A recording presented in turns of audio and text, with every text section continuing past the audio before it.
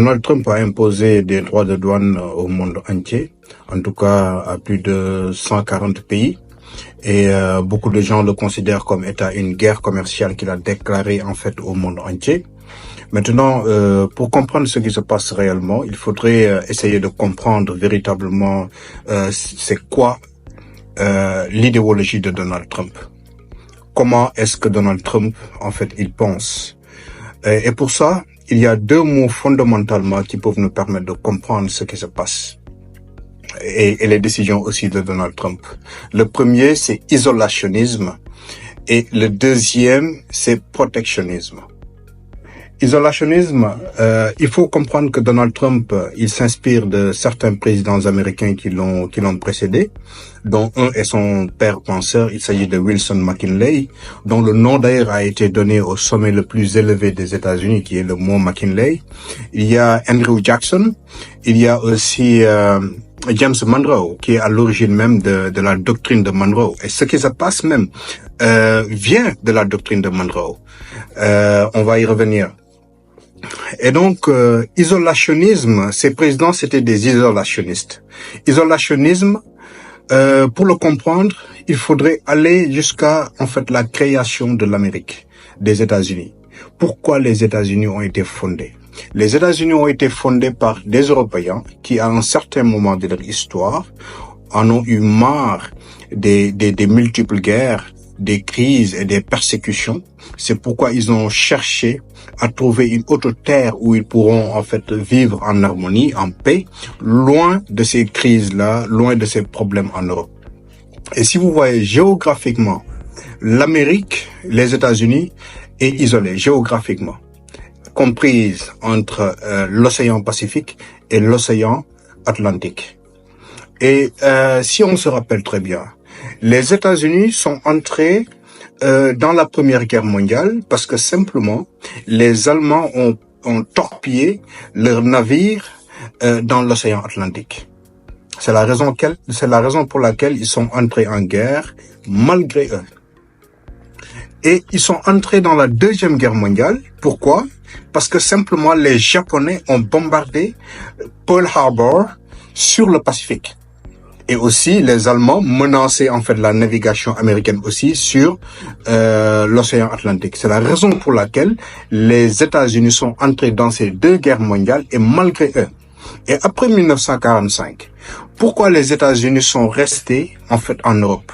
Ils sont restés en Europe simplement parce que l'Union soviétique voulait faire, selon eux, ce que l'Allemagne aurait pu faire si l'Allemagne n'avait pas perdu, en fait, la Deuxième Guerre mondiale.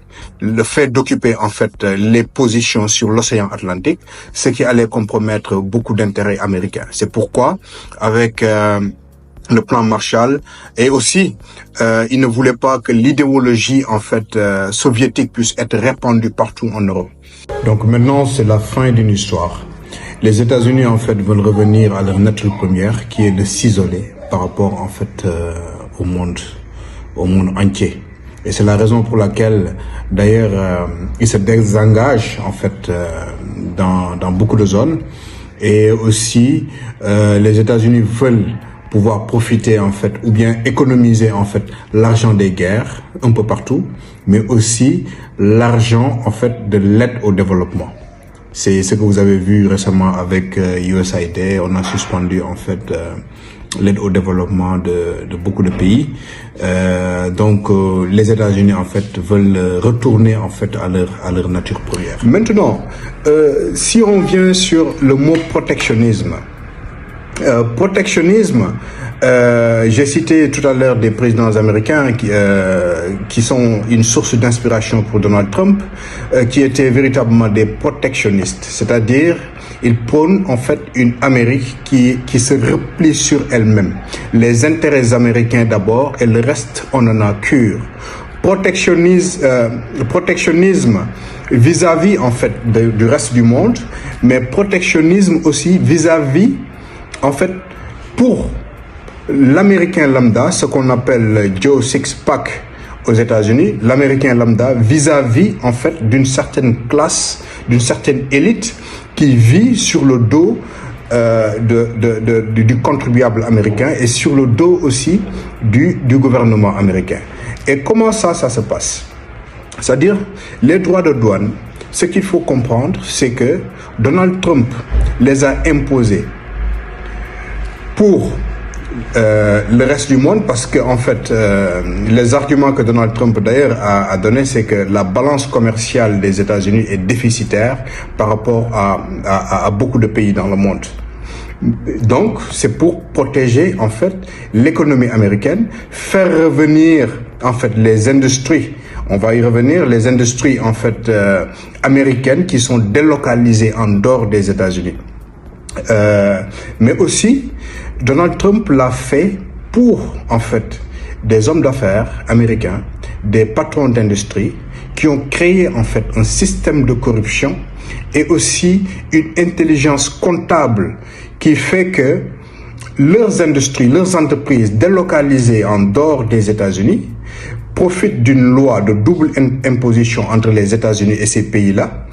Et ces patrons d'industrie, ces hommes d'affaires ne payent pas d'impôts dans ces pays-là et ne payent pas aussi d'impôts en fait au gouvernement américain. Et donc c'est des gens qui vivent en fait sur le dos du gouvernement américain, sur le dos du Joe Sixpack, de l'américain lambda.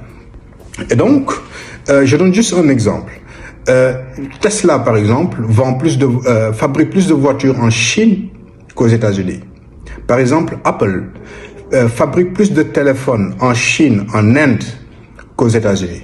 Si par exemple Apple, après avoir fait en fait ses recherches de développement, va sous-traiter avec une entreprise qui se trouve en Inde par exemple, et pour fabriquer des téléphones, et un téléphone peut coûter à Apple $100. Et Apple, profitant en fait de la loi de double imposition, revient avec ce téléphone aux États-Unis et peut vendre ce même téléphone à $1000, à $900 ou à $800. Donc cela veut dire que c'est Apple qui s'enrichit en fait sur le gouvernement américain. Maintenant, avec ces droits de douane que Donald Trump en fait a imposés, ces droits de douane concernent tout produit qui entre aux États-Unis, même si ces produits ont été fabriqués par une entreprise américaine, mais localisés en dehors des États-Unis. Donc, les industries, ils n'ont que deux choix. C'est d'abord de baisser leurs marges, et ça, c'est un profit à gagner par le gouvernement américain, ou bien ne pas baisser leurs marges et le produit, une fois entré aux États-Unis, devient beaucoup plus cher et c'est pas sûr de pouvoir vendre ce produit-là parce que il n'est pas compétitif, il est cher pour le contribuable américain. Et dans tous les cas, c'est le gouvernement américain là qui gagne. Donc, Donald Trump sait très bien ce qu'il fait. Ce qu'il fait, c'est pour protéger. Et aussi, quand Donald Trump dit qu'il veut, en fait, réindustrialiser les États-Unis, c'est parce que ces industries-là, s'ils veulent être compétitifs sur le marché américain, sont obligés de revenir aux États-Unis à cause, en fait, des droits de douane. Parce que s'ils reviennent aux États-Unis, maintenant, ils vont plus payer, en fait, ces droits de douane-là. C'est comme ça que Donald Trump, en fait, veut forcer ces industries à revenir aux États-Unis. On va me dire, mais comment est-ce possible que les États-Unis puissent, en fait, créer cette guerre commerciale? Est-ce que c'est le marché le plus important? On ne sait, si ce n'est pas le marché le plus important, en tout cas, c'est l'un des marchés les plus importants du monde. C'est un marché de 330 millions d'habitants. On va me dire que l'Inde, c'est 1,4 milliard, la Chine, c'est 1,4 milliard. L'Union européenne aussi, c'est près de 400 millions, 300 et quelques millions. Mais il faut comprendre qu'en fait, le pouvoir d'achat qu'il y a aux États-Unis, c'est pas sûr de le retrouver ailleurs. C'est pourquoi c'est un marché extrêmement important pour, en fait, pour le monde entier d'ailleurs. Et c'est des mesures qui vont impacter aussi, en fait, les économies du monde, surtout par exemple en Europe. Par exemple, l'Allemagne va être fortement impactée parce que tout le monde sait que l'économie allemande dépend en fait de l'industrie d'automobile. Et donc, Mercedes, BMW, Porsche, Volkswagen et Audi, Maintenant, à cause de ces droits de douane, leurs véhicules deviendront beaucoup plus chers, en tout cas aux États-Unis. Et tout le monde sait que les Américains sont fans en fait des voitures allemandes. S'ils ne baissent pas leur marge, bien sûr. Et donc, ça va véritablement impacter en fait les économies du monde, les économies de la Chine, de l'Europe, etc., etc., etc. Maintenant, vous me demandez les impacts sur l'Afrique. Effectivement, vous comprendrez qu'en fait, l'Afrique ne présente pas un marché si important. Maintenant, vous me demandez les impacts sur l'Afrique. Effectivement, vous comprendrez qu'en fait, l'Afrique ne présente pas un marché si important que ça. Le marché de la Chine, des États-Unis, de l'Union européenne sont beaucoup plus importants que le marché africain. Mais comment est-ce que ça va impacter en fait le marché africain? Il faut savoir qu'en 2000, il y a eu un accord qui a été signé entre les pays sahariens et les États-Unis. C'est ce qu'on appelle AGOA. Et ça permet en fait aux pays africains de pouvoir exporter leurs produits au niveau des États-Unis sans pour autant payer des taxes. Et il y a déjà une taxe qui est universelle. C'est une taxe de 10%. Donc cela veut dire que c'est la fin de l'AGOA. C'est la fin de l'AGOA. Donc les pays africains qui exportaient leurs produits au niveau des États-Unis, maintenant ils sont imposés de 10%. Avant que Donald Trump ne suspende en fait ces taxes-là pendant 90 jours, il faut savoir que il y avait en fait une taxe universelle. Maintenant, qu'il a retenu, il y a toujours en fait cette taxe universelle. Et ça va beaucoup impacter en fait des pays comme le Lesotho. Le Lesotho, qui ne connaît pas le Lesotho, c'est un pays qui est enclavé à l'intérieur de l'Afrique du Sud, qui exportait en fait des jeans et du textile aux États-Unis. Donc Lesotho avait une industrie de textile un peu développée et c'est le marché américain qui leur permettait en fait de pouvoir véritablement gagner de l'argent. Et donc je pense que ça va impacter véritablement l'économie du Lesotho, mais aussi ça va beaucoup impacter des pays comme l'Angola, comme le Nigeria aussi pour les hydrocarbures.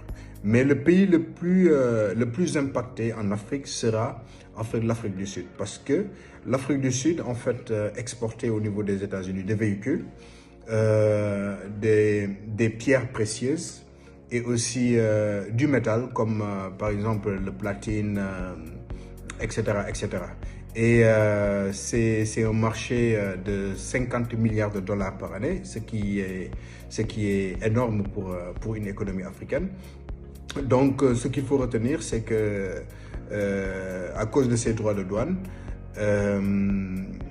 l'économie africaine aussi sera impactée. Pour en tout cas les pays qui exportaient des produits au niveau des États-Unis. Maintenant, il y a au moins une taxe de 10% sur ces produits-là. Donc, le marché américain devient moins compétitif en fait pour les économies africaines.